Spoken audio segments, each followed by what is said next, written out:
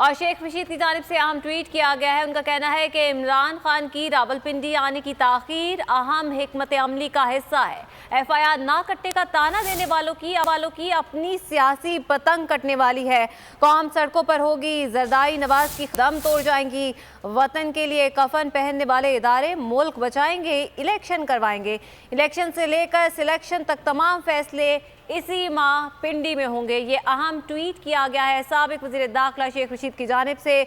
उनका कहना है कि इमरान की रावलपिंडी आने की ताखीर अहम हिकमत अमली का हिस्सा है। अगर आपको ये वीडियो पसंद आए तो लाइक पर क्लिक करें। बहुत अच्छी कवरेज की है। ये मार्च की तो ज़बरदस्त कवरेज थी, बॉल की प्रॉब्लम सबसे बेस्ट थी।